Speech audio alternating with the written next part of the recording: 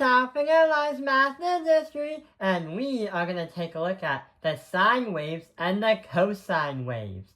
So in the past few videos, we've been learning all about the unit circle and what it does.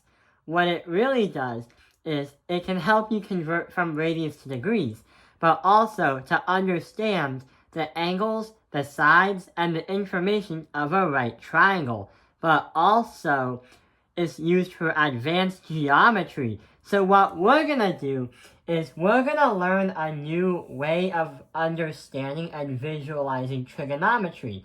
And we're also going to do a review on functions. So right over here is what we're going to be working off with.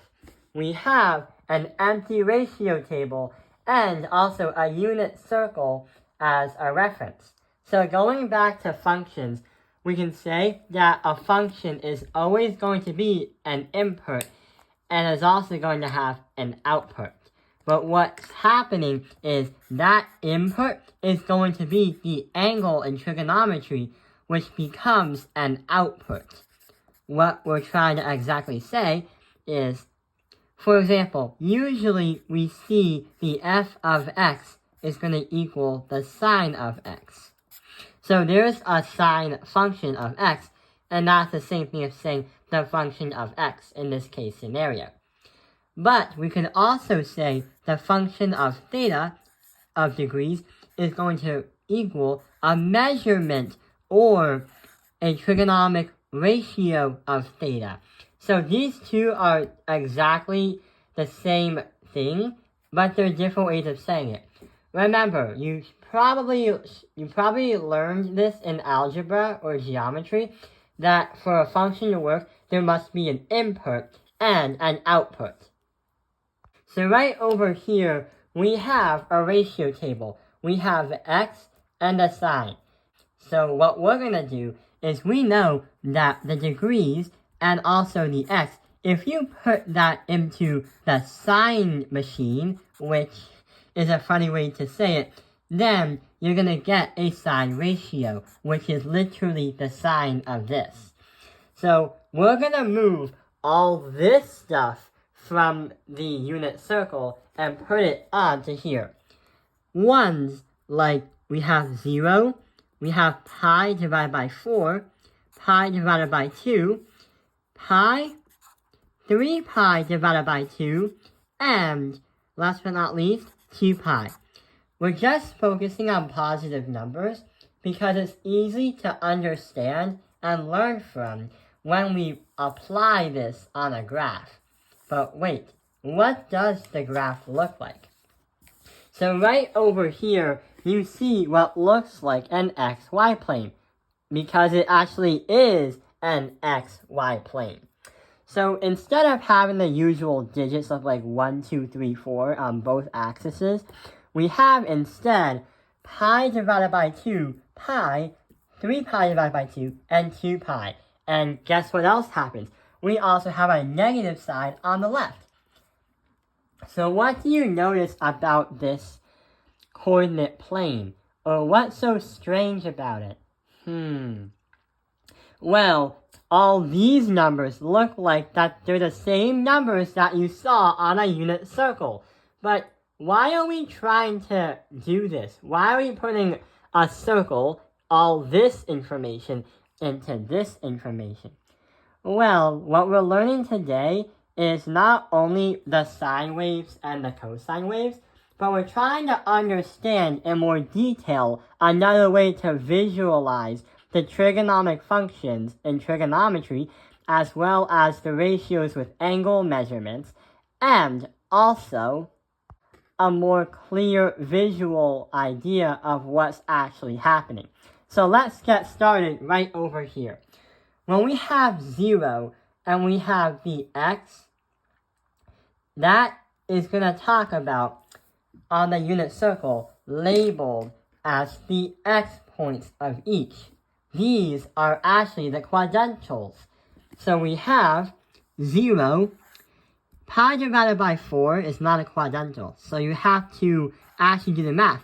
Radical 2 divided by 2, or that's going to be around 0.707. we have pi divided by 2, and that's going to equal 1. We have pi, and that is going to be 0, because we're literally talking about here's pi, and here's 0. If you go to 3 pi divided by 2, that's going to be negative 1, because on the unit circle, negative 1 is right here on the y. And here's 2 pi. Since that these are equal, the 2 pi is going to go back to 0. So we're going to put a 0 right over here. Now, all we gotta do is try to graph it. So on this strange xy plane, we are going to graph it. Assuming that this line is 1, and assuming that this line is negative 1, what does the graph look like? So the first value we have is we have pi divided by 4. The first value we have is pi divided by 4, but before that we have 0, 0. So we're going to put 0, 0 right here. And then pi divided by 4 is in between pi divided by 2. So it's going to go and look like right over here. So around 0.707. Then we have pi divided by 2, which is 1. Then we have pi, which is 0. Then we have 3 pi over 2, that's going to be negative 1. And then 2 pi, 0.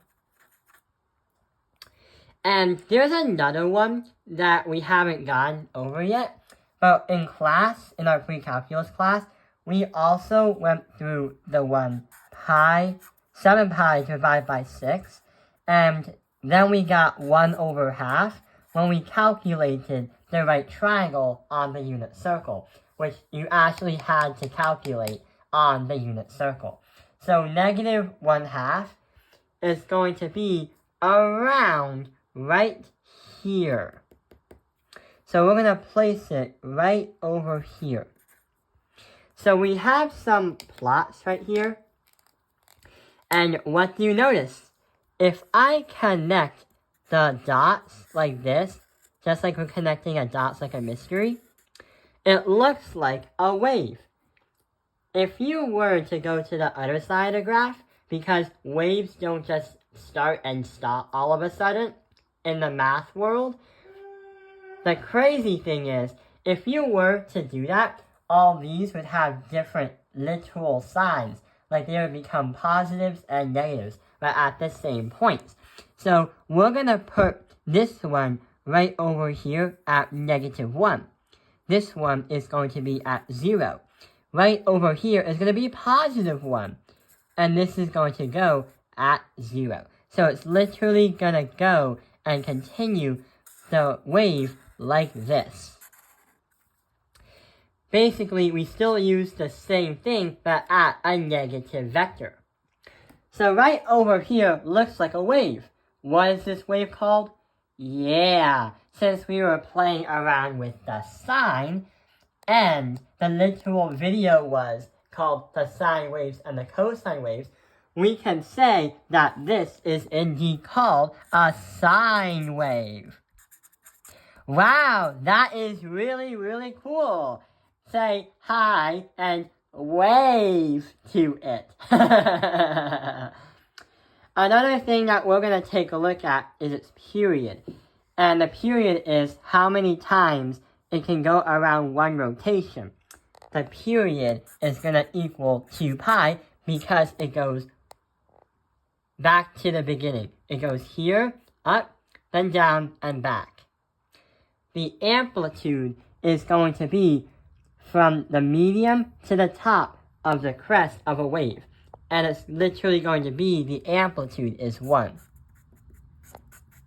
So this is indeed a sine wave. But wait, we learned about the sine wave. What about the other wave that we're going to take a look at? Yeah, what happens if we take a look at some other wave we haven't gone through yet? Something like, we have a table and a unit circle again. We gotta find out what kind of wave this will make.